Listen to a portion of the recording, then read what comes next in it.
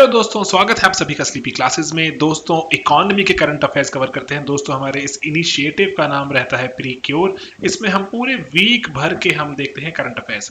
ठीक है दोस्तों, तो जो 6 फरवरी को जो वीक खत्म हो रहा है उसमें जो भी इंपॉर्टेंट चीजें रही लास्ट 7 डेज में, चलिए उनके बारे में जाने। इसमें एक बहुत ही एक इंपॉर्टेंट और एक लेंथी टॉपिक है about finance commission. I will make a separate video on it, लेकिन उसके बियॉन्ड दोस्तों, जैसे मैंने बजट पर भी एक सेपरेट वीडियो किया था, तो मैं बजट से भी जुड़ी हुई जो खबरें हैं इसमें शामिल नहीं कर रहा। बाकी न्यूज के बारे में मैं आपको चाहता हूं बताना।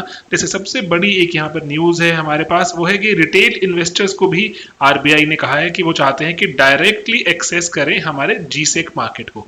दोस्तों, जो गवर्नमेंट सिक्योरिटीज की जो मार्केट रहती है उसमें अभी बहुत लिमिटेड पार्टिसिपेशन है जो रिटेल इन्वेस्टर्स का, वरना उसमें बड़े बड़े इन्वेस्टर्स ही पार्टिसिपेट करते हैं। तो उसमें आरबीआई ने कहा है कि स्मॉल इन्वेस्टर्स को डायरेक्ट एक्सेस दे दिया जाएगा प्लेटफॉर्म का।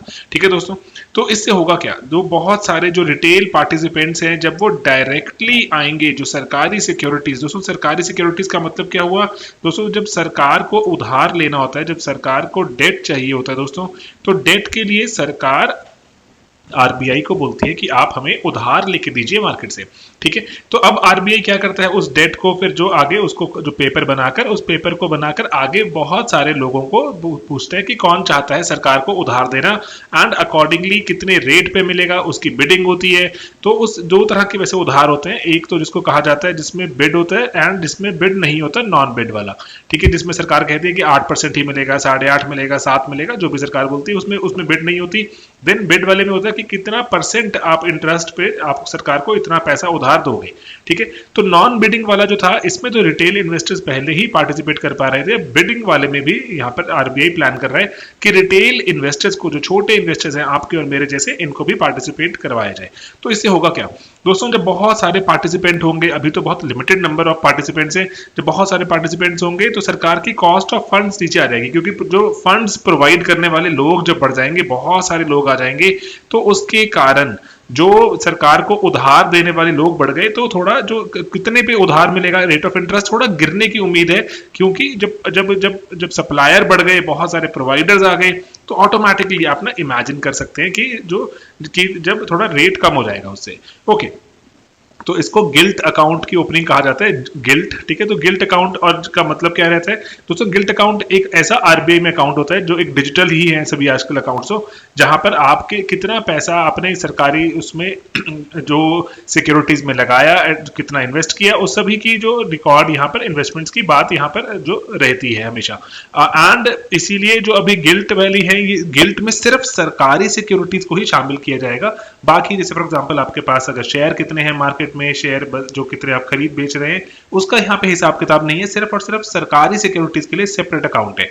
ठीक है, तो डायरेक्ट इन्वेस्टमेंट फॉर रिटेलर्स की बात की जा रही है, एंड रिटेल डायरेक्ट प्लेटफॉर्म को यहाँ पे जो प्राइमरी मार्केट मतलब जब पहली बार सरकार उधार लेने के लिए जब आती है मार्केट में, तो प्राइमरी मार्केट कहा जाता है उसे, कि जब पहली बार के आप जहां बिडिंग करेंगे कि अच्छा मैं सरकार को उधार देना चाहता हूं इतने परसेंट पर, ठीक है, अकॉर्डिंगली फिर आपको जो वो उधार का सर्टिफिकेट इशू होगा या नहीं होगा, कि आपके पैसे इन्वेस्ट होंगे वहां पर या नहीं होंगे, दैट विल डिपेंड कि कितने पार्टिसिपेंट्स आए। ठीक है, एंड लेकिन आपने एक बार उधार दे दिया, उसके बाद आप चाहते हैं, जैसे फॉर एग्जांपल शेयर का होता है दोस्तों, शेयर मार्केट में होता है ना कि आपने एक बार शेयर खरीद लिया, उसके बाद आप चाहते हैं कि वो बेचना चाहते हैं कि अच्छा मेरे को अच्छा दाम मिल रहा है, मैंने 500 रुपए का लिया था, अभी 600 700 800 का मिल रहा है, तो मैं इसको बेच दूं। That is known as secondary market. दोस्तों, सेकेंडरी मार्केट भी यहाँ पर बात की जा रही है कि सेकेंडरी मार्केट भी यहाँ पर जो डेवलप करेंगे, ताकि जो लिक्विडिटी भी प्रोवाइड हो सके, जो अगर किसी ने इन्वेस्ट किया तो इन्वेस्टर को अगर अच्छा रिटर्न कहीं मिल रहा है, तो उस पैसे को वहां पर जो आगे सर्टिफिकेट को, डेट वाले सर्टिफिकेट को बेचकर पैसा कमाए, and accordingly can exit the investment. ठीक है, तो गवर्नमेंट सिक्योरिटीज दोस्तों होती क्या है, गवर्नमेंट सिक्योरिटीज दोस्तों उधार वाले इंस्ट्रूमेंट्स ही है ना, डेट इंस्ट्रूमेंट्स हैं। सरकार में हम हिस्सेदारी तो नहीं ले सकते ना, इक्विटी, तो इसीलिए डेट की ही बात होती है, एंड इसीलिए जब सरकार को उधार दिया वापस तो आ ही जाएगा, इसलिए इसको बहुत सेफ भी माना जाता है। ठीक है, इसलिए गिल्ट का मतलब वैसे क्या होता है, गोल्ड की, ये गोल्ड स्टैंडर्ड इन्वेस्टमेंट मानी जाती है। हमको यूपीएससी अक्सर ये सवाल पूछता है। ओके, करंट स्टेटस में मैंने आपको बताया कि जो रिटेल इन्वेस्टर्स हैं नॉन कंपेरेटिव बिड्स में पार्टिसिपेट कर सकते हैं, एंड जो अभी रिसेंटली आरबीआई ने इवन एनआरआईज को भी अलाउ कर दिया था कि आप भी जो इवन जो लोकल गवर्नमेंट की सिक्योरिटी मार्केट है उसमें पार्टिसिपेट कर सकते हैं। एंड जो हमारी जो भारत सरकार की और अदर इवन बहुत सारी और जो जैसे जो स्टेट की बहुत सारी जो निकलती हैं जो डेट मार्केट में, अगर कि जो स्टेट को अगर कुछ उधार चाहिए तो उसके लिए भी तो वो सर्टिफिकेट निकालते हैं। तो ये सभी कुछ आप यहाँ पर इन्वेस्ट कर सकते हैं, लेकिन अभी कंपेटिटिव बिडिंग में भी यहाँ पर जो आपकी एंट्री हो सकती है। तो पहले अभी जैसे एग्जिस्टिंग में कौन करता है, बैंक्स, बड़े बड़े म्यूचुअल फंड्स के हाउसेज, इंश्योरेंस कंपनीज 5 करोड़ से ज्यादा जो कि इन्वेस्ट करना चाहते हैं। लेकिन अब हम जैसे छोटे मोटे लोग भी आकर वहां पर अपना कुछ जो गवर्नमेंट सिक्योरिटीज खरीद सकते हैं। तो दोस्तों अब अगर गवर्नमेंट सिक्योरिटी की प्राइसेस फ्लक्चुएट किन चीजों पर होती है, जैसे डिमांड एंड सप्लाई। अगर मान लीजिए डिमांड बहुत ज्यादा है लेकिन सप्लाई नहीं है तो प्राइसेस ऊपर चले जाएंगे, रेट ऑफ इंटरेस्ट बहुत कम ऑफर करना पड़ेगा। एंड देन अगर सप्लाई बहुत ज्यादा है, सरकार बहुत सारा उधार चाहती है लेना, लेकिन जो उधार देने वाले लोग बहुत कम है, तो ना ऑब्वियसली दोस्तों की जो इंटरेस्ट की कीमत बहुत ऊपर चली जाएगी। ठीक है, तो एंड इसके बाद की मार्केट में इंटरेस्ट रेट क्या चल रहा है, इन्फ्लेशन कैसी है ना, लिक्विडिटी की क्या बात चल रही है कि अगर लिक्विडिटी अगर की ज्यादा रिक्वायरमेंट है तो लोग उधार नहीं देंगे सरकार को, तो इंटरेस्ट रेट महंगा हो जाएगा। तो आप समझ सकते हैं कि बहुत सारी इवन इंटरनेशनल मार्केट्स, हमारे फॉरेन एक्सचेंज में कितना पैसा पड़ा है हमारे पास, आरबीआई ने बाकी रेट्स वगैरह क्या रखे हुए हैं, कैश रिजर्व रेशो वगैरह, इन सब चीजों का असर पड़ता है गवर्नमेंट सिक्योरिटी की प्राइसेस पर। ठीक है दोस्तों, तो ये सब चीजें दिमाग में रखनी है, एग्जाम के पॉइंट से बहुत ज्यादा हमारे लिए ये इंपॉर्टेंट। ओके दोस्तों, अब यहाँ पे एक जो क्विक एक न्यूज देखते हैं। वो न्यूज क्या कह रही है कि ना ड्रोन्स को यूज करने के लिए अभी इंश्योरेंस क्लेम्स के लिए डीजीसीए की परमिशन मिल गई है। कहां पर, जैसे दोस्तों जो अभी ये एक पायलट रन किया जा रहा है कि अगर कहीं पर लेट्स से अगर फसल खराब हो जाती है तो उसके लिए इंश्योरेंस क्लेम्स की बात होती है, तो ड्रोन का यूज किया जाता है। लेकिन अभी जो वाइड स्प्रेड लेवल पर इसका यूज करने की बात हो रही है कि अगर सेटलमेंट्स अगर हमें बहुत जल्दी टाइमली देने, कि कहीं पर फसल का नुकसान हुआ और फसल के नुकसान के बाद अगर हमें उसकी मुआवजा देने में ही अगर बहुत टाइम लग गया, लेट्स से महीने बीत गए, तो कोई फायदा नहीं ना ऐसे इंश्योरेंस का। तो इसीलिए जो प्रधानमंत्री फसल बीमा योजना के तहत जो ड्रोन्स का यूज की बात पहले ही कही गई थी, अभी इसको यूज किया जाएगा 100+ डिस्ट्रिक्ट्स में। ठीक है, जहां पर rice and wheat, and department of agriculture इसको अंडरटेक करेगा। परमिशन किसने दी है, हमारे जो सिविल एविएशन के डायरेक्टर जनरल ने परमिशन दे दी है। तो ये रिमोट सेंसिंग टेक्नोलॉजी का यूज किया जा रहा है। हमसे ये सवाल पूछा जा चुका है यूपीएससी में कि रिमोट सेंसिंग टेक्नोलॉजी से हम क्या क्या कर सकते हैं। एक हमारे पास ये ऑप्शन और बढ़ जाएगी, इंश्योरेंस क्लेम्स भी हम सेटल कर सकते हैं। बाकी चीजों पर भी ध्यान दीजिए। ठीक है, कि और चीजें क्या कर सकते हैं कि ड्रोन से इमेजेस तो आ ही रही है, एंड देन सैटेलाइट से हमारा डेटा आ रहा है, biophysical models, smart sampling, crop snap, internet of things, ये बहुत सारी चीजें ऐसे ना जो आप साइंस के लेक्चर में या फिर खुद से एक बार रिसर्च करके देखें कि ये हैं क्या चीजें। And then crop cutting experiments रहते हैं कि कितना इस बार क्रॉप की, जैसे हमने कि कितनी हमने फसल जो एक पर्टिकुलर क्रॉप की हमने फसल उगाई थी, कितनी फसल फाइनली जो काटी जा रही है, एंड वहां पर कितनी पैदावार है, बहुत सारी चीजों के बारे में क्रॉप कटिंग एक्सपेरिमेंट्स कहा जाता है। उससे यील्ड के एस्टिमेट्स वगैरह मिलते हैं। इन सभी में रिमोट सेंसिंग ड्रोन्स का यूज हो सकता है। ठीक है दोस्तों, तो एक्सपर्ट कमेटी ने कहा है कि अगर एक बार ग्राम पंचायत लेवल पर देख लें कि क्या जो ओवरऑल जो इसका जो रहता है, अदरवाइज इसको मैंडेटरी कर दिया जाएगा कि प्रधानमंत्री फसल बीमा योजना की क्विक सेटलमेंट्स के लिए आपके यहाँ पर ड्रोन का यूज हो। ठीक है दोस्तों, तो प्रधानमंत्री फसल बीमा योजना 2016 में शुरू हुई थी। मेंस में सवाल भी आ चुका है फसल बीमा योजना का एनालिसिस। जो पहले एक नेशनल एग्रीकल्चर इंश्योरेंस स्कीम थी, जिसको मॉडिफाई करके modified national agriculture insurance scheme बनाया गया।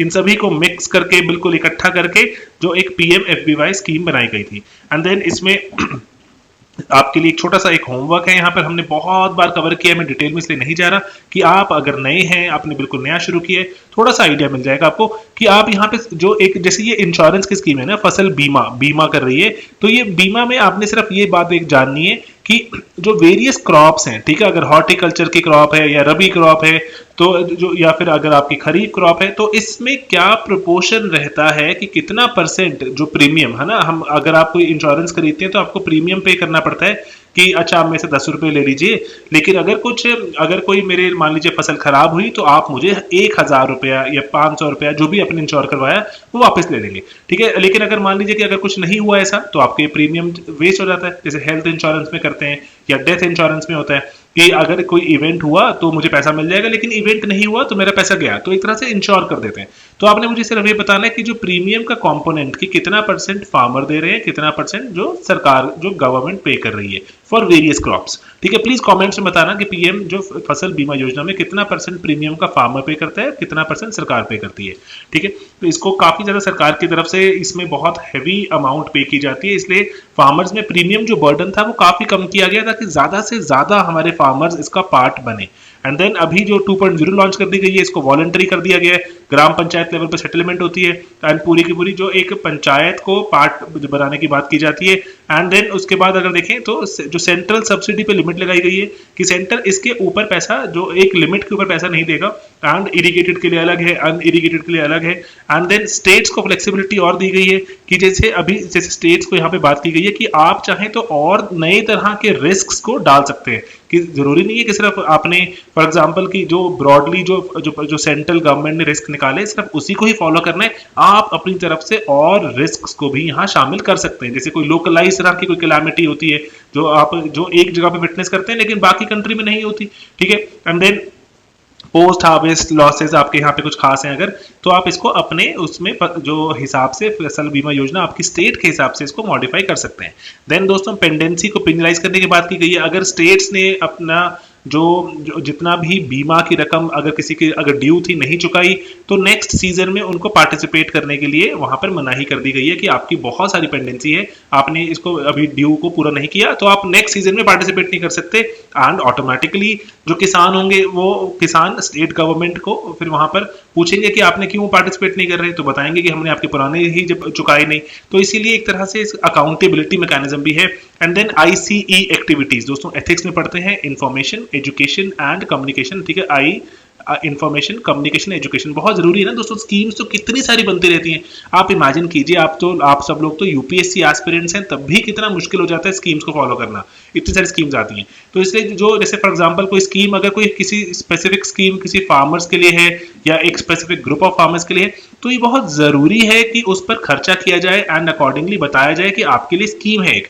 तो इसलिए कहा गया इंश्योरेंस कंपनीज को कि आप जो 0.5% जो भी आप प्रीमियम कलेक्ट करेंगे उसका जो 0.5% आप जो खर्च करेंगे जो आईसीई पर, आईईसी आईसीई जो मर्जी कर लीजिए, ठीक है। तो आपने अगर कोई एथिक्स के जो सवाल करते हैं सॉल्व, तो एथिक्स के सवाल में भी हमेशा ही बात ये ध्यान में रखनी है कि आप जो भी कोई अगर आपको कोई वहां पे कोई सवाल आता है वो पूछते हैं कि कैसे जो इस पर्टिकुलर स्कीम को फेमस करेंगे, आप बोलेंगे सर मैं अपना एक बजट का पार्ट आईईसी पर स्पेंड करूंगा, ठीक है, जो information education and communication of the scheme, ठीक है, कि स्कीम में होता क्या है।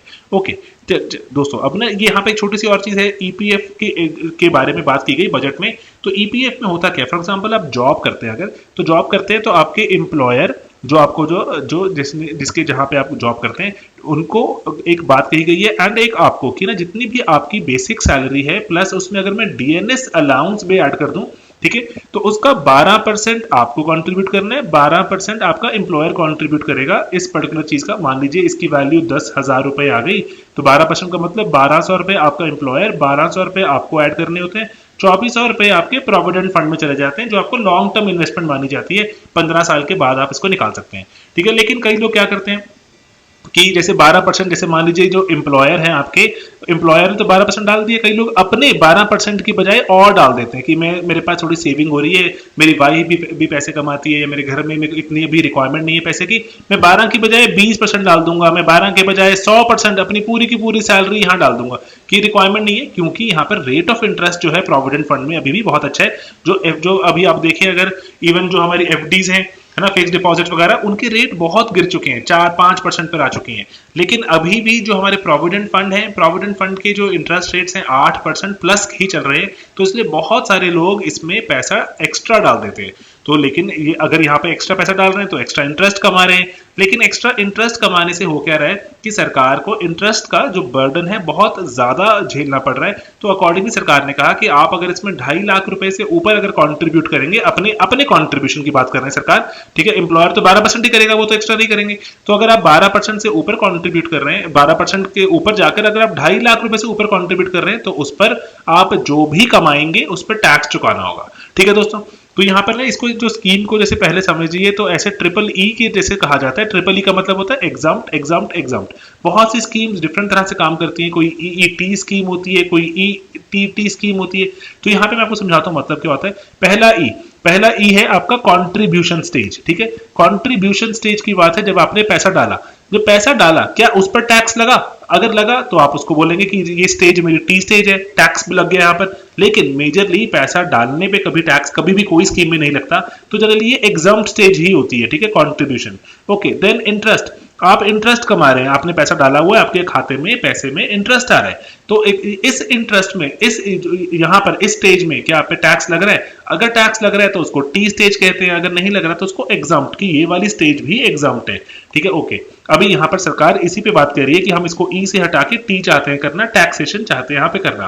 देन फाइनली आपका होता है विड्रॉल। ठीक है, विड्रॉल का मतलब कि आपने पैसा देखा कि अच्छा आपने 1 लाख रुपए डाला डाला डाला 10 12 15 साल डाला, अभी करते करते मान लीजिए इंटरेस्ट मिलके वो पहुंच चुका है 25 लाख पहुंच गया, तो 25 लाख विड्रॉ करेंगे, कोई टैक्स देना पड़ेगा या नहीं देना पड़ेगा? अभी भी इसमें कुछ ऐसे ना 60% एवोर्ड सेट्रा बहुत सारे स्लैब्स हैं, कुछ हिस्सा एग्जाम्प्ट है, कुछ हिस्सा टैक्स्ड है। ठीक है, तो यहाँ पर भी सेम चीज हो रही है, जो आपकी सेकंड जो स्टेज है, सेकंड स्टेज में भी कुछ हिस्सा एग्जाम्प्ट रह जाएगा, 2.5 लाख के ऊपर वाले पे टैक्स लगेगा। तो ये बात समझ रहे हैं, आपकी सरकार थोड़ा डिस्करेज करने की कोशिश कर रही है कि जो हाई नेटवर्थ इंडिविजुअल्स होते हैं, वो जिनके पास ज्यादा पैसा है सेव करने के लिए, तो वो ज्यादा पैसे को जो अपने पीएफ वगैरह में डाल देते हैं, एम्प्लॉय प्रोविडेंट फंड में, एंड अकॉर्डिंगली ज्यादा इंटरेस्ट कमा लेते हैं, तो which is not a very good thing. क्योंकि ना एक इसका बहुत बड़ा नुकसान क्या होता है कि जब आप बहुत सारा पैसा प्रोविडेंट फंड में डालेंगे, क्योंकि यहाँ पे रेट ऑफ इंटरेस्ट ज्यादा है, तो आप बैंक्स की में जाके सेविंग वगैरह नहीं करेंगे। अगर बैंक्स में सेविंग नहीं होगी दोस्तों, तो बैंक्स आगे कैसे कंपनीज को लेंड करेंगे? कंपनीज को लेंड नहीं करेंगे तो कहाँ से हमें इंफ्रास्ट्रक्चर की ग्रोथ मिलेगी या कंपनीज को पैसा मिलेगा? ठीक है, कि कुछ उधार लेने के लिए। तो इसीलिए जरूरी है कि ऐसे कुछ स्टेप्स जो साइड बाय साइड उठाए जाएं। It was a much required step दोस्तों। यहाँ पर इसीलिए ओवरऑल तो ये बाकी अगर हम जो सेविंग इंस्ट्रूमेंट्स होते हैं उसमें बात करें, कई बार ऐसा होता है कि अगर आप किसी इक्विटी स्कीम में, मतलब किसी शेयर बाजार के किसी स्कीम में पैसा लगा रहे हैं, तो वहां पे लॉन्ग टर्म कैपिटल गेन्स आपको देना पड़ता है कि 12 महीने से ऊपर अगर आपका पैसा वहां रहा, उस पर कुछ ग्रोथ हुई, तो आपको एलटीसीजी देना पड़ेगा। ठीक है, उसका भी कुछ रेट है, वहां पर भी आपको लॉन्ग टर्म में रखते हैं पैसे देना पड़ता है। तो अभी तक यही था कि इसीलिए जो हमारे प्रोविडेंट फंड है, इनको एग्जाम्प्ट क्यों किया हुआ है, तो इसलिए सरकार ने फाइनली इसको भी एग्जाम्पशन से निकाल रही है। ठीक है, या तो फिर बाकी सबको भी एग्जाम्पशन दो कि ये वाले टैक्स भी हटाओ, या फिर इसको ईपीएफ को भी टैक्स करो। तो इसलिए सिमिलैरिटी एक सेम प्लेटफॉर्म पे लाने के लिए सरकार ये ऐसा कर रही है। ठीक है, एंड देन अगर डेट फंड्स हैं तो उसमें भी है आपका 20% के आसपास इंडेक्सेशन बेनिफिट का मतलब कि अगर मान लीजिए आपने कभी पहले 1 लाख रुपए जमा कराया था आज से 10 साल पहले, इसकी वैल्यू आज देखें तो कुछ 1.5 लाख रुपए के आसपास बैठती है। मान लीजिए आपका 1 लाख जो बढ़कर 2 लाख रुपए पहुंच गया, लेकिन क्या, या फिर 3 लाख मान लो एग्जांपल के लिए, 3 लाख पहुंच गया, तो आपको जो 2 लाख रुपए पर टैक्स लगेगा नहीं। तो सरकार क्या बोलती है कि 2 लाख रुपए पे नहीं, ये जो 1 लाख था, ये 1 लाख की वैल्यू अगर देखें तो आज ये 1 लाख 1.5 लाख के हिसाब से कुछ बैठती है बात, तो 1.5 लाख ही मानेंगे हम, 1.5 3 बन गया, तो दैट मीन्स जो आपको जो 1.5 लाख एक्स्ट्रा बना उस पर टैक्स देना होगा। इसको इंडेक्सेशन कहते हैं। ठीक है, क्योंकि सिंपल पता है उसका सबसे अच्छा एग्जांपल कहां पर है दोस्तों? इसका सबसे अच्छा जो एग्जांपल होता है वो होता है घरों में। मान लीजिए कभी आप जैसे होता है ना, सुनते हैं कभी बहुत पहले किसी ने, दादाजी ने 80,000 रुपए का घर लिया होता है, जिसकी कीमत अब बढ़ के मान लीजिए 1 करोड़ रुपए हो गई। तो 80,000 से 1 करोड़ हो गई, तो अगर आप इसको बेचने जाएंगे तो क्या आपको मान लीजिए 1 लाख रुपए टाइप से होगी ना ये, तो क्या आपको 99 लाख रुपीस पर टैक्स देना होगा? नहीं दोस्तों, 99 लाख पे नहीं। हम बोलते हैं कि ये 80,000 उस जमाने के थे जिसकी कीमत आज ही वैसे देखिए 60-70 लाख हो चुकी है। तो 60 लाख की चीज को मैं 1 करोड़ पे बेच रहा हूं, तो अप्रोक्सीमेटली मुझसे 40 लाख पे टैक्स लीजिए, 99 पे नहीं। ठीक है, गेटिंग इट? तो ये ऐसे कुछ ब्रॉडर आइडियाज है, हमें दिमाग में क्लियर होने चाहिए हमेशा।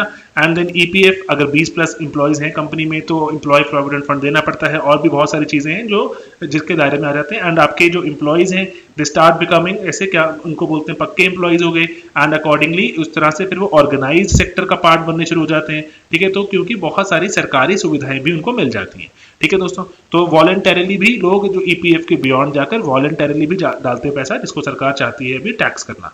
ओके, देन दोस्तों नेशनल रेल प्लान की यहाँ बात हो रही है। तो रेल प्लान के बारे में जैसे हमने पहले भी डिस्कस किया था, मैं क्विकली आपको रिमाइंड चाहता हूँ कराना। सरकार चाहती है कि ना कि रेलवे के नेटवर्क को लॉन्ग टर्म पर्सपेक्टिव में देखा जाए, कि ऐसा नहीं है कि अच्छा कमी पड़ गई चलो और बढ़ा लें, कमी पड़ गई और बढ़ा लें। हमारे इंफ्रास्ट्रक्चर के साथ जनरली की प्रॉब्लम रहती है ना कि हम सड़कें बनाते हैं, and then by the time सड़कें बन के कंप्लीट होती हैं वो फिर से फुल हो जाती है, फिर एक्सपैंड करना चालू करते हैं, फिर से जब से बन के हटती है फिर फुल हो जाती है। तो इसलिए कह रहे हैं लॉन्ग टर्म पर्सपेक्टिव लेके चलते हैं कि हमेशा कैचिंग अपना चलता रहे, कि हमेशा कैचअप करते जा रहे हैं कि ट्रैफिक बढ़ा तो उसके लिए हमने जो रेल का नेटवर्क एक्सपैंड किया लेकिन फिर बढ़ गया। तो अकॉर्डिंगली वो चाह रहे हैं कि 2030 में जो हमारा ट्रैफिक होगा उसके हिसाब से आज ही बनाना शुरू करें, ताकि 2050 तक हमें जो चाहिए ट्रैफिक 2050 तक जो हमें लगती है उम्मीद है हमारा रेल का ट्रैफिक होगा, उसको भी केटर कर पाए। हमें बार बार रेलवे को अपग्रेड करने की ऐसी रिक्वायरमेंट ना रहे कि हमारा इंफ्रास्ट्रक्चर ही नहीं है, रेल की लाइंस ही नहीं बिछी हुई। ठीक है दोस्तों, एंड देन वो बोलते हैं कि जो रेलवे के मोड, जैसे रेलवे के थ्रू भी जाता है बहुत सारा सामान, अभी 27% के आसपास जाता है, तो उसको बढ़ाकर 45% चाहते हैं करना। कार्बन एमिशन भी चाहते हैं कम करना। एंड देन जो उसके बाद जो फ्रेट पैसेंजर्स, जो इससे सभी जो पूरी चीज़ों को चाहते हैं कि जो इसमें ट्रैफिक में बढ़ोतरी हो। फ्रेट मतलब जो माल जाता है, माल भाड़ा जो माल रहता है, एंड देन पैसेंजर मतलब आप और मैं अगर हम जो रेल से ट्रेवल करते हैं। एंड देन ये जो रेलवे की एवरेज स्पीड को बढ़ाने की बात हमने, ठीक है, चीजें देखी हुई है, हमको नहीं सवाल पूछे जा सकते हैं ये प्रीलिम्स में, तो इसलिए एक बार बस क्विक नजर यहाँ पर डाल दीजिए कि ठीक है, कोई ऐसे बढ़ने कोई टेंशन वाली बात नहीं है। ओके, एंड देन विजन 2024 की बात भी कर रहे हैं, जहां पर हमें 100% इलेक्ट्रिफिकेशन ऑफ द ट्रैक्स करनी है, क्योंकि जरूरी है ना दोस्तों इलेक्ट्रिफिकेशन, क्योंकि अगर आज आप इलेक्ट्रीफाई नहीं कर रहे, ठीक है, इलेक्ट्रीफाई नहीं करते, दैट मीन्स कुछ आपके जो डब्बे हैं अभी भी या तो कोयले पे चल रहे हैं या डीजल पे चलेंगे, डीजल पे चलेंगे तो धुआं करेंगे। तो इसीलिए आपको अगर जो सब चीज़ों को, जैसे आप मान लीजिए ना, बिजली को आप सोलर से बना रहे हैं, कैसे भी बना रहे हैं, तो बिजली तो आपको जैसे जिस मर्जी सोर्स से मिले, लेकिन आगे अगर आप उसको यूज ही नहीं कर रहे हैं रेलवे में, तो फायदा क्या। तो इसलिए बिजली को पहले चाहते हैं कि ये उसमें करने हम सब थोड़ा जो रिन्यूएबल एनर्जी में आ जाए बिजली हमारी, एंड देन उस बिजली से हम चलाएं ट्रेन। तो इसलिए 100% इलेक्ट्रिफिकेशन की बात हो रही है। कॉन्जेस्टेड रूट्स पे मल्टी ट्रैकिंग है ना, 3 4 5 जो लाइनें इकट्ठी बिछी हो, एंड देन बहुत सारे जो हमारे रूट्स हैं इंपॉर्टेंट, उनको अपग्रेड कर रहे हैं, गोल्डन कोऑर्डिनेटर रूट को अपग्रेड कर रहे हैं, ठीक है, जो हमारे 4 मेट्रो जगहों को जोड़ते हैं। एंड देन उसके बाद जो हमारे जो बहुत सारे जो लेवल क्रॉसिंग है, लेवल क्रॉसिंग को हटाना है। जैसे ना अभी होता है ना कि सड़कों पर से ही आप फाटक लगा होता है उसमें से क्रॉस करते हैं, उन सब चीजों को हटाने की बात कर रहे हैं कि या तो ट्रेन ऊपर से जाए, आपके ओवरहेड ब्रिजेस हो या अंडर ब्रिजेस हो, ठीक है। तो इसीलिए जो जरूरी है कि जो इन सेफ्टी पर भी काम किया जाए। ओके, देन दोस्तों यहाँ पे 15th फाइनेंस कमीशन की रिपोर्ट है, बहुत ज़्यादा इलेबोरेट रिपोर्ट है। I will make a separate video on it, and ये वीडियो रिक्वायर्ड है क्योंकि यहाँ पर बहुत सारी जो चीज़ें हैं, फाइनेंस कमीशन के हेड कौन थे, देन उसके बाद जो आर्टिकल अगर देखें कौन से आर्टिकल्स की बात करते हैं ये जो हमारे कॉन्स्टिट्यूशन में लिखे गए, एंड देन उसके बाद जो शेयर जो हमारे जो क्राइटेरिया क्या रहा है डेवोल्यूशन का, क्या बदलाव आया पिछले फाइनेंस कमीशन से। ग्रांट्स की बात करें, बहुत तरह की ग्रांट्स दी गई हैं, जो स्पेसिफिक तरह की ग्रांट्स हैं, मेंस के लिए बहुत इंपॉर्टेंट रहता है, जो 2-3 बार सवाल आ चुका है रिसेंट पास्ट में। तो इसकी और बात करें, डिजास्टर में क्या कह रहा है हमारा जो 15th फाइनेंस कमीशन, हमने 14th फाइनेंस कमीशन पर भी डिटेल डाला हुआ वीडियो, 15th की बात भी करते हैं। आने वाले वक्त में हमारा फाइनेंशियल रोड मैप क्या रहने वाला है उसकी बात कर लें, ठीक है, एंड देन उसके बाद रेवेन्यू कहां से आएगा, उसकी बाद जीएसटी में क्या बदलाव हो सकते हैं, फाइनेंशियल मैनेजमेंट प्रैक्टिसेस की बात। तो ये पर्टिकुलर एक मैं सेपरेट वीडियो में ही कैप्चर करना चाहूंगा, एंड देन फाइनली कुछ और अगर रिकमेंडेशन है तो उसको भी हम देख लेंगे। ओके, फिर दोस्तों क्विकली देख लेते हैं एक बात की नेशनल ब्लॉकचेन स्ट्रैटेजी, इसका ड्राफ्ट भी आ गया है। जो हमारी मिनिस्ट्री कौन सी, इलेक्ट्रॉनिक्स वाली हमारी मिनिस्ट्री है, उसी ने ही अभी रिसेंटली यहाँ पे ड्राफ्ट निकाला, एंड अकॉर्डिंगली कहा कि हमें ब्लॉकचेन का यूजेज हमारे पास बहुत जगहों पर है, सिर्फ ऐसा नहीं है सिर्फ बिटकॉइंस वगैरह चल रहे हैं।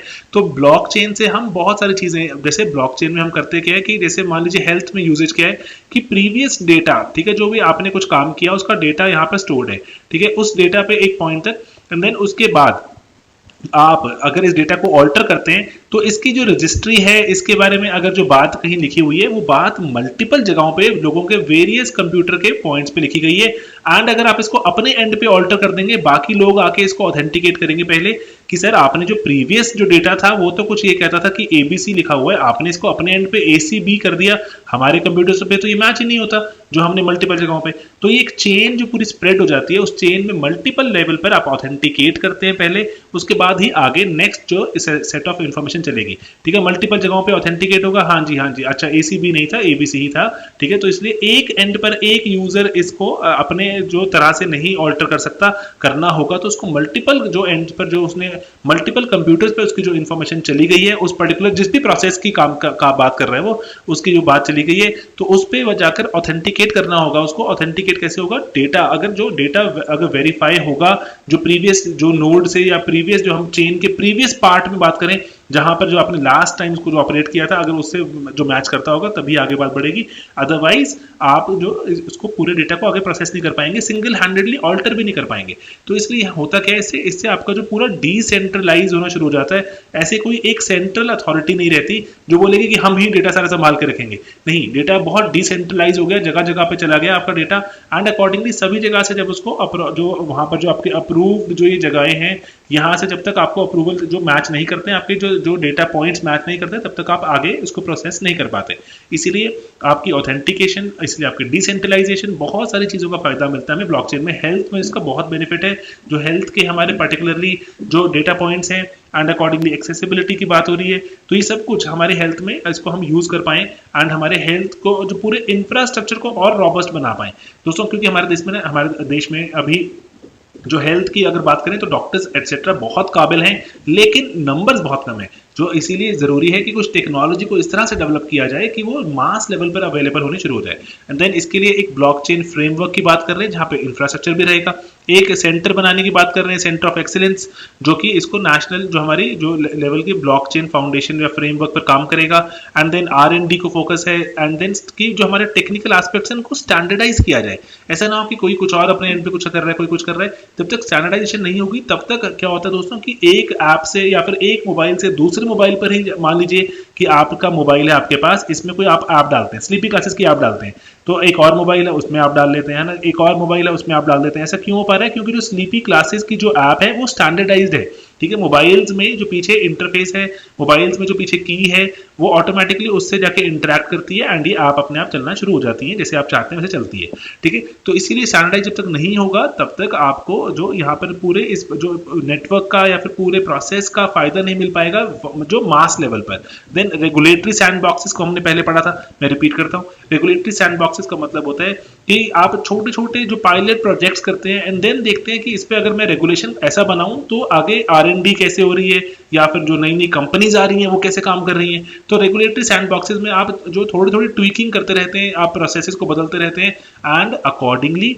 आप देखते हैं कि नेक्स्ट जो इससे क्या प्रभाव पड़ रहा है, कंपनीज को फायदा हो रहा है या नुकसान हो रहा है, यूजर्स को फायदा हो रहा है नुकसान हो रहा है, अकॉर्डिंगली आप ऑल्टर करते जाते हैं, ठीक है दोस्तों। And then data protection and security की बात तो बहुत ही ज्यादा जरूरी है। ओके, देन दोस्तों आरबीआई ने मॉनेटरी पॉलिसी अनाउंस करी। आरबीआई की मॉनेटरी पॉलिसी बहुत इंपॉर्टेंट रहती है, ये बताती है कि हमारे पैसे की कीमत क्या रहेगी, पैसे की कीमत एंड देन उसकी जो सप्लाई है, अवेलेबिलिटी, ठीक है, एंड कॉस्ट ऑफ क्रेडिट कितना रहेगा। तो ये जरूरी चीजें हैं कुछ। एंड जो आरबीआई की फॉर एग्जांपल जो मॉनेटरी पॉलिसी में देखें तो रेपो रेट को बदलाव नहीं किया गया। अभी 4 बार जो हो चुके लास्ट 4 टाइम से repo rate has not been changed, rather no rate has been changed, ठीक है। और GDP forecast has been pretty well, और बजट में भी यही बात कही गई थी। एंड देन सीआरआर को भी बात कह रहे हैं कि ग्रेजुअली इसको 4% पे लाया जाएगा। एंड जो टीएलटीआरओ दोस्तों, टीएलटीआरओ होता है जो हमारा targeted long term repo operations. जो रेपो ऑपरेशंस होते हैं ये शॉर्ट टर्म होते हैं, अदरवाइज ये टारगेटेड लॉन्ग टर्म, कि ऐसे जैसे एनबीएफसीज, ये एमएसएमईज, हमारे बहुत सारे ऐसे सेक्टर्स हैं जिनके पास अभी क्रेडिट की काफी कमी आ गई थी कोविड के चलते। तो वहां पर अगर कमी आ गई थी तो आरबीआई ने कहा, बैंक्स को कहा, एनबीएफसी को कहा कि आप आइए हमसे जो लॉन्ग टर्म में, लॉन्ग टर्म वाले हमसे जो आप सस्ते उधार ले लीजिए, जिनको रेपो, क्योंकि रेपो होते हैं हमारे सस्ते उधार होते हैं, लॉन्ग टर्म के उधार ले लीजिए एंड आगे एमएसएमईज को दीजिए, जिनको चाहिए पैसा उनको दीजिए, ताकि कोविड के चलते जो उनके काम रुक गए हैं या बंद हो गए हैं दोबारा चल पड़े, ठीक है। एंड देन एमएसएमईज को थोड़ा सा वो चाह रहे हैं कि अभी क्रेडिट फ्लो के लिए कुछ नया करना। And then urban cooperative banks हैं उनकी स्ट्रेंथनिंग के लिए, क्योंकि अभी रिसेंटली आरबीआई को और जो इसका कार्यभार दे दिया गया है कि जो कोऑपरेटिव बैंक्स हैं उनमें बहुत जो काम है वो सही नहीं चल रहा, कि गवर्नेंस अच्छी नहीं है वहां पर, उसको सही किया जाए। एंड देन उसके बाद जो रिटेल इन्वेस्टर्स को जो गवर्नमेंट सिक्योरिटी मार्केट, हमने अभी रिसेंटली बात करी। ऑम्बड्समैन मतलब स्कीम क्या होती है कि जो अगर आपको कोई बैंक के खिलाफ कोई शिकवा, कोई गिला है, तो आप जो आरबीआई अपने ऑम्बड्समैन मतलब एक ऐसे एजेंट्स बना के रखता है जहां पर आप जाएं एंड अपने ग्रीवांसेस के बारे में बात कर सकते हैं एंड ग्रीवांसेस को रिड्रेस किया जाता है अकॉर्डिंगली। जो इवन की अगर आप ऑनलाइन पेमेंट, डिजिटल पेमेंट कर रहे हैं, उसके ग्रीवांसेस जो रिड्रेसल करने के लिए जो आपके सेपरेट एक जो अथॉरिटीज बनाने की बात हो रही है, ताकि जो हेल्पलाइंस रहें, लोग जो इतनी अभी ऑनलाइन पेमेंट्स करते जा रहे हैं उसमें फायदा हो, ठीक है दोस्तों। तो ये कुछ इंपॉर्टेंट हमारे पास जो पर्टिकुलर जो चीजें थी देखने वाली, ठीक है। जो हम फाइनेंस कमीशन को हम डिटेल में डिस्कस करेंगे क्योंकि इट्स अ बिग टॉपिक, ठीक है। And then national rail plan के बारे में हमने कुछ बात करी। एंड देन ईपीएफ हमने देखा, प्रोविडेंट फंड पे टैक्स लगाने की बात है, जो प्रधानमंत्री फसल बीमा योजना। एंड देन कुछ ये 4-5 आज जो न्यूज थी हमारे पास। And then government security market में रिटेल पार्टिसिपेंट्स को बिडिंग के लिए भी इन्वाइट किया जा रहा है, ठीक है दोस्तों। तो ये थे हमारे इकोनॉमी के करंट अफेयर्स। एंड में कुछ सवाल हैं जो इकोनॉमी से जुड़े हुए, हम हर सवाल जो करते हैं जिनको हम प्री मिक्स कहते हैं दोस्तों, तो प्री मिक्स भी रैपिडली साथ में ही कवर करते हैं, क्योंकि I want to create one separate slot, ताकि जिसमें मैं आपके साथ एक डिफरेंट तरह का एक मैं चाहता हूँ वीडियो करना, उस वीडियो को डिस्कस करें, ठीक है दोस्तों। तो अभी के बाद अगर आप यहाँ तक अगर रुक गए हैं तो we will now move on to our premix, ठीक है, प्रीमिक्स में हम सवाल सॉल्व करेंगे एंड सवालों के साथ हम देखेंगे कि और इकोनॉमी की कुछ नॉलेज और कुछ करंट अफेयर्स के बारे में। ठीक है दोस्तों, चलिए चलते हैं प्रीमिक्स की तरफ। स्वागत है आप सभी का स्लीपी क्लासेस में। दोस्तों प्रीमिक्स के बारे में बात करते हैं। प्रीमिक्स में हम 5 सवाल सॉल्व करते हैं। दोस्तों प्रीमिक्स में आज इकोनॉमी का डे है, तो चलिए 10 फरवरी 2021 में देखते हैं कि क्या हमारे पास 5 जो इम्पोर्टेंट एमसीक्यूज हैं इकोनॉमी से रिलेटेड। ठीक है दोस्तों, सबसे पहला जो एमसीक्यू है इट इज अबाउट कपिला। दोस्तों कपिला रिसेंटली न्यूज में भी था, तो आपने मुझे बताना है कपिला किस चीज से रिलेटेड, किस चीज से ताल्लुकात रखता है। इनकम टैक्स, पेटेंट्स, जीएसटी या स्पेक्ट्रम ऑक्शंस।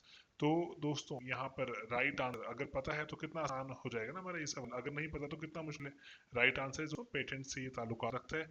रिसेंटली ही जैसे एक स्कीम ये लॉन्च की गई थी जिसके बारे में कहा गया कि अगर जो बहुत सारे हमारे देश के यूनिवर्सिटीज में और जो प्रोफेसर हैं और इवन स्टूडेंट्स हैं जो कि रिसर्च करते रहते हैं, इंटेलेक्चुअल प्रॉपर्टी पर काम करते रहते हैं एंड रिसर्च करके कुछ नया नया वो आविष्कार करते हैं, तो उसको पेटेंट करवाना चाहिए। तो इसलिए Kalam program for intellectual property literacy and awareness campaign, इसको कपिला नाम दिया गया। तो ये एक इसीलिए एक इंटेलेक्चुअल प्रॉपर्टी अवेयरनेस कैंपेन है। यहाँ पर आपको जो हायर एजुकेशन इंस्टीट्यूशंस हैं वहां पर आईपीआर के बारे में बताया जाएगा एंड किस तरह से आप जो फैकल्टी या स्टूडेंट्स हैं अपने इन्वेंशन को आप आईपीआर की तरफ ले जाएं, इसको इस दिशा में डालें एंड क्रेडिट कोर्सेज बनाए जाएंगे, ऐसे कि ना कि जो स्कूल कॉलेज में पढ़ाया जाएगा, ट्रेनिंग प्रोग्राम्स रहेंगे एंड जो ऊपर जैसे हमने पहले बात की थी आईईसी रहेगा कि इंफॉर्मेशन दी जाएगी एजुकेशन एंड वहां पर पूरा जो कैंपेनिंग के थ्रू समझाया जाएगा। ठीक है, काउंसलिंग भी होगी। ओके, यहाँ पर लेकिन दोस्तों जैसे अब ये बात इंपॉर्टेंट क्या है यहाँ पर कि इसे हमारी कंट्री अगर इन्वेंट नहीं करेगी और इन्वेंट नहीं करेगी तो हम कैसे नए जो आने वाले कल के बारे में सोचें, तो कल के बारे में हम हाथ से हाथ कंधे से कंधा मिलाकर नहीं चलते। हमारा इतिहास नालंदा तक्षशिला का है जहाँ पर सेल्फ रिलायंस बहुत जरूरी थी, हम खुद नई नई आविष्कार करते थे उसको दुनिया में आके हम उसके सप्लायर बने। अभी हम कंज्यूमर हैं जो नई नई इन्वेंशंस के। तो इसीलिए दोस्तों अगर आप देखें जो इंटेलेक्चुअल प्रॉपर्टी इंडेक्स रहता है उसमें भारत की जो एक अच्छी छलांग है, लेकिन स्टिल अगर हम नॉलेज इकोनॉमी बनना है तो उसके लिए हमें आईपीआर पर तो एक स्ट्रॉन्ग होल्ड चाहिए होगा। ओके दोस्तों, अगले सवाल की तरफ चलते हैं। यहाँ पर जो नेक्स्ट हमारा क्वेश्चन है it's about limited liability partnership. लेकिन ध्यान रहे दोस्तों, यहाँ पे पूछा गया आपसे इनकरेक्ट, व्हाट इज इनकरेक्ट। ठीक है, यहाँ पर जैसे पहले जो आपके पास जो स्टेटमेंट है वो कह रहे हैं कि एलएलपी एक ऐसी एंटिटी है जो कि अपने पार्टनर से अलग होती है। एलएलपी लिमिटेड लायबिलिटी पार्टनरशिप जो भी चीज है, तो उसमें जो हमारी लिमिटेड लायबिलिटी पार्टनरशिप बनती है वो एक ऐसी चीज होती है जो उसके पार्टनर से अलग लीगल एंटिटी है। क्या ये सच है क्या गलत है? देन एलएलपी की जो प्रोविजंस है वो इंडियन पार्टनरशिप एक्ट 1932 में की गई है।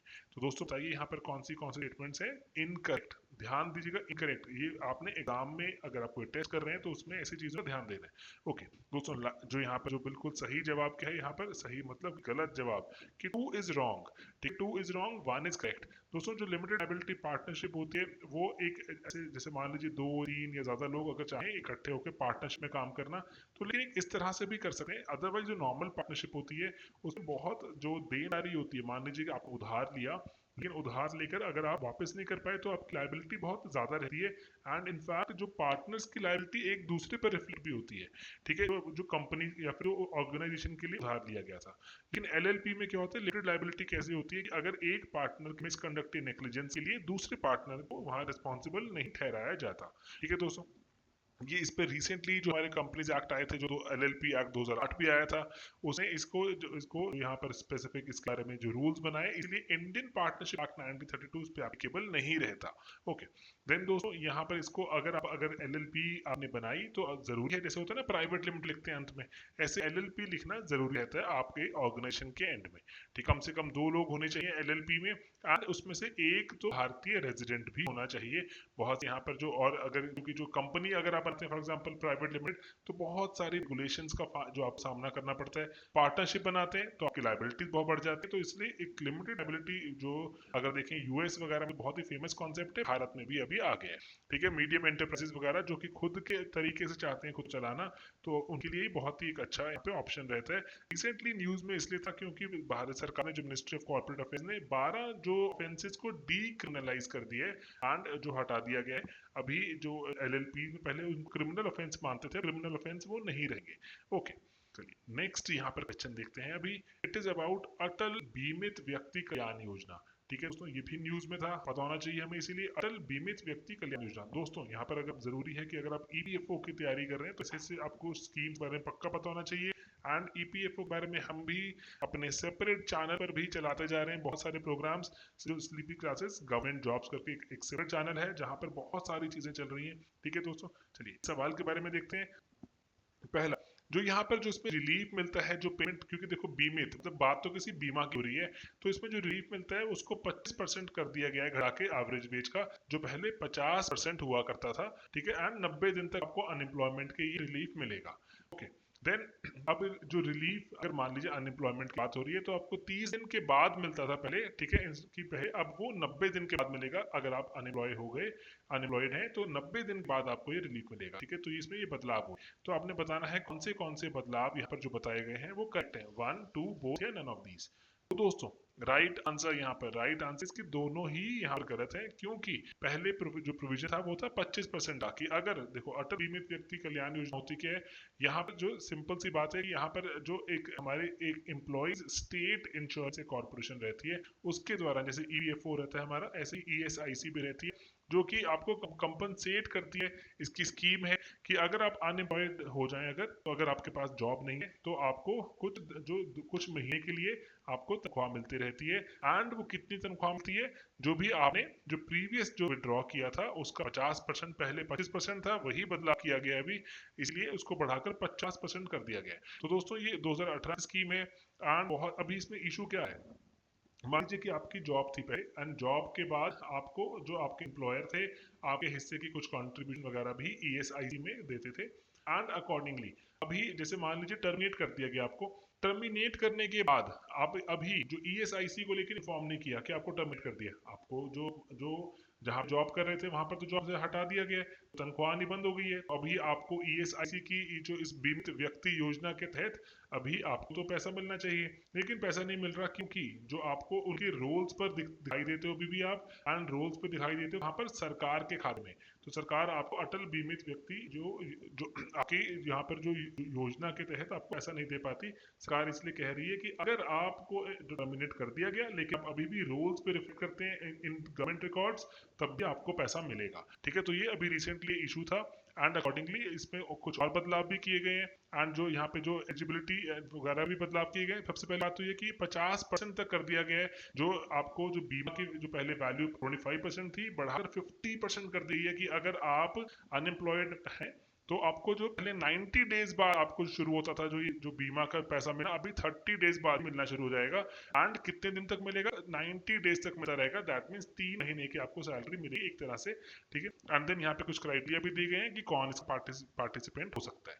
ठीक है दोस्तों, तो यहाँ पर जो इसलिए बहुत सारे ऐसे भी जो केसेस हैं जहाँ पर जीरो कंट्रीब्यूशन खाया गया, जो प्रीवियसली उसको जीरो कंट्रीब्यूशन केसेस में भी ईएसआईसी चाह रहा है कि जैसे ना कि अगर किसी के बारे में जैसे टर्मिनेटेड एम्प्लॉयज की ही बात करें, टर्मिनेट हो गए तो वहां पर रोल में तो है नहीं है, तो उनकी कंट्रीब्यूशन जानी भी बंद हो जाती है, तो उस केस में कैसे किया जाए, सेटलमेंट कैसे किया जाए, क्योंकि कोविड चलते बहुत सारे केसेस हुए कि एम्प्लॉयज के रिकॉर्ड्स में दिखता रहता है लेकिन एम्प्लॉय को टर्मिनेट कर दिया गया था, तो इस कारण उनको ये बीमा भी नहीं मिल पाया, तो इसीलिए ईएसआईसी ने कुछ रिफॉर्म किया। ओके, ठीक है दोस्तों, तो ये पर्टिकुलर जो ईएसआईसी की वेबसाइट से ही लिया गया एक इनका पैम्फलेट। ओके, देन दोस्तों एक नेपच्यून डिक्लेरेशन की बात थी रिसेंटली, किससे जुड़ी हुई चीज है नेपच्यून डिक्लेरेशन। पहली यहाँ पे जो बात है वो है आउटर स्पेस ट्रीटी है ये, या इंटेलेक्चुअल प्रॉपर्टी राइट से जुड़ी है, क्रिप्टो से, क्रिप्टो करेंसी से, या मैरीटाइम विजन से। तो दोस्तों राइट आंसर यहाँ पे नेपच्यून डिक्लेरेशन न्यूज थी, तो इसीलिए अगर न्यूज में साइड में कहीं पे कोई चीज पड़ी है जाननी जरूरी होती है दोस्तों, तो राइट आंसर दोस्तों यहाँ पर right answer is maritime vision. दोस्तों बहुत से अभी कोरोना के चलते फिर से क्या हुआ, 300 नहीं वैसे 600 हो चुका है, 600+ ऑर्गेनाइजेशन ने इस पर जो अभी दस्तखत कर दिए हैं। एंड ये डिक्लेरेशन है क्या, ये जैसे अभी बहुत सारे जो आपके क्रू मेंबर्स होते हैं, क्रू मेंबर्स मतलब शिप चला रहे हैं, आप शिप में बैठे हैं, सवार हैं, पोर्ट्स पे रहते हैं, तो ये जो क्रू मेंबर्स आपको शिप इंडस्ट्री से जुड़े हुए हैं, जिसको आप मर्चेंट नेवी वगैरह भी कहते हैं, तो इन मेंबर्स की अगर आप सोचिए, तो जैसे अभी कोरोना के चलते एकदम से जैसे ही कोरोना आया तो बहुत सारी जगहों पर जो सरकार ने अपने पोर्ट्स बंद कर दिए, पोर्ट्स बंद करने से जैसे मान लीजिए कि आप शिप पर सवार थे, आप एक मर्चेंट नेवी का पार्टिसिपेंट, आप मर्चेंट नेवी का पार्ट है, आप अपने पोर्ट पर पहुंचे, वहां से पहुंचने पर आपको अपने घर आना था, वहां से 500 1000 किलोमीटर दूर था जिसको आपको जहाज पकड़ना था, वो भी बंद हो गया। तो अब अभी आप बहुत बहुत टाइम से आप वहीं पर पोर्ट्स पर हैं या अपने शिप्स पर हैं, तो उनको लेकर कि उनकी भी कोई यहाँ बात सुने, तो उनको लेकर एक ही नेपच्यून डिक्लेरेशन दिया गया है। बहुत सारी ऑर्गेनाइजेशंस हैं, प्राइवेट ऑर्गेनाइजेशंस भी हैं यहाँ पर, जिन्होंने इकट्ठे होकर सरकार को अपील की है कि हेल्थ के बारे में भी सोचें इनकी। एंड कुछ अगर देखें तो कुछ इनको रिलीफ इंश्योरेंस के पर्सपेक्टिव से मिलना चाहिए।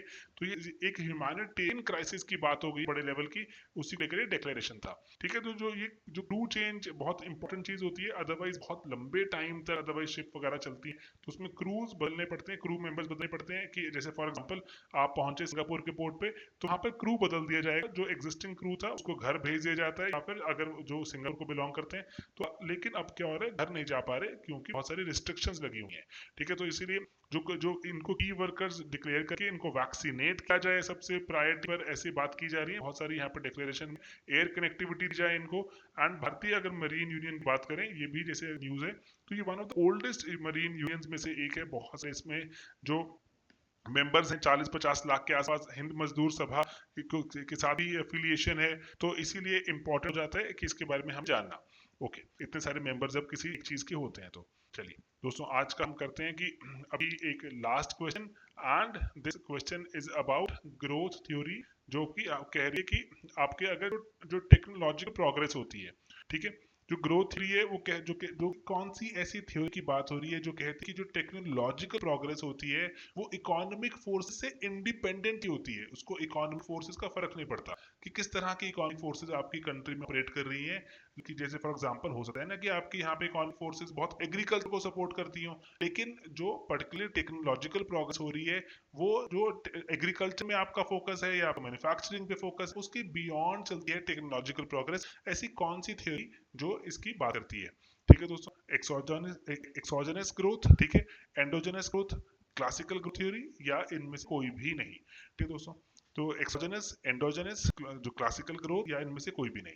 दोस्तों राइट आंसर इज यहाँ पे एक्सोजेनस। दोस्तों जो नई क्लासिकल, इससे पहले क्लासिकल ग्रोथ थ्योरी हुआ करती थी, अभी इसका काउंटर दिया गया न्यू क्लासिकल जो थ्योरीज आई, जो रादर वो क्या कहती थी कि जो भी आपकी ग्रोथ हो रही है, जैसे फॉर एग्जांपल मैं अगर बात कर रहा हूँ, आप अगर हमारे देश में मोबाइल फोन्स आए, तो मोबाइल फोन्स आए का इससे कोई ताल्लुकात नहीं कि हमारे देश की आधी से ज्यादा जनता अगर एग्रीकल्चर में जुड़ी हुई है या मैन्युफैक्चरिंग बहुत कम है, सर्विस सेक्टर लिमिटेड है, तो मोबाइल फोन्स की ग्रोथ हमारे देश में चाहे स्लो या तेज रहेगी, लेकिन मोबाइल फोन्स टेक्नोलॉजी जो डेवलप हो रही है उससे इंडिपेंडेंट हो रही है। ठीक है, तो इसीलिए वो क्या बोलती है, एक्सोजेनस ग्रोथ बोलती है। नियो क्लासिकल एक इकोनॉमिक थ्योरी का पार्ट है, वो कहती है कि जो जो टेक्नोलॉजी की जो दिशा चलती है वो इंडिपेंडेंटली चलती है, कि जो भी आपकी इकोनॉमिक जो स्टेट है या इकोनॉमिक फोर्सेस हैं उसके नॉन चलती है।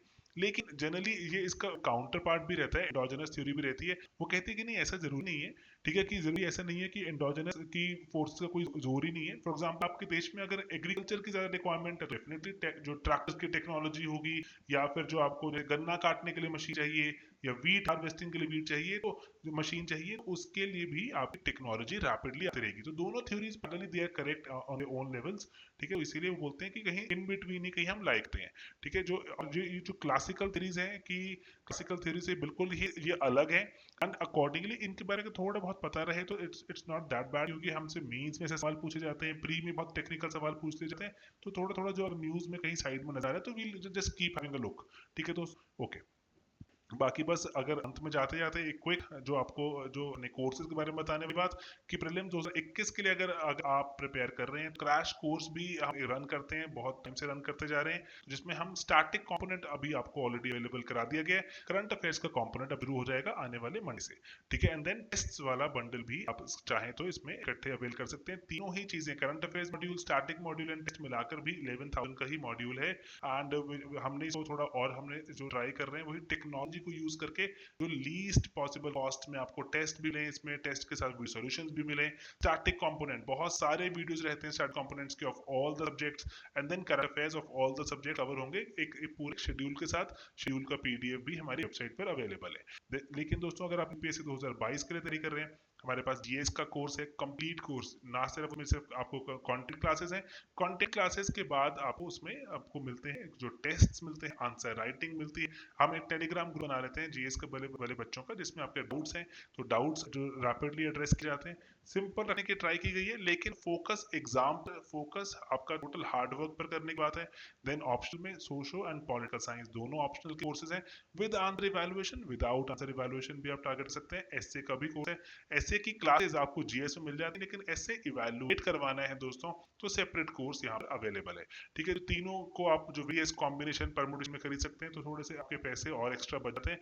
ऑलरेडी बहुत लो कॉस्ट कोर्सेज रन कर रहे हैं एंड लो कॉस्ट है, लो क्वालिटी नहीं है, एंड क्योंकि जो इंक्रीजिंगली हमें बच्चे इवन की डिफरेंट चैनल्स पर भी टॉपर्स की जो पोस्ट आ रही हैं, डिफरेंट चैनल्स पर जो टॉपर अपने को टॉक्स कर रहे हैं, उसमें भी अगर स्लीपी क्लासेस का मेंशन किया जा रहा है तो बच्चे हमें वो भी भेजते रहते हैं। तो इट्स बिकमिंग अ मूवमेंट कि जहाँ पर हम लो कॉस्ट में हाई क्वालिटी कंटेंट अगर आपको अवेलेबल करा रहे हैं, तो बच्चे भी साथ में जुड़ते जा रहे हैं, मेहनती बच्चे, एंड रिजल्ट्स भी ला रहे हैं। ठीक है दोस्तों, तो बस यही अटेम्प्ट है हमारा सबका कि मेहनत करें एंड रिजल्ट निकालें एंड बच्चों का फायदा हो डेफिनेटली, और सभी का फायदा होगा उससे।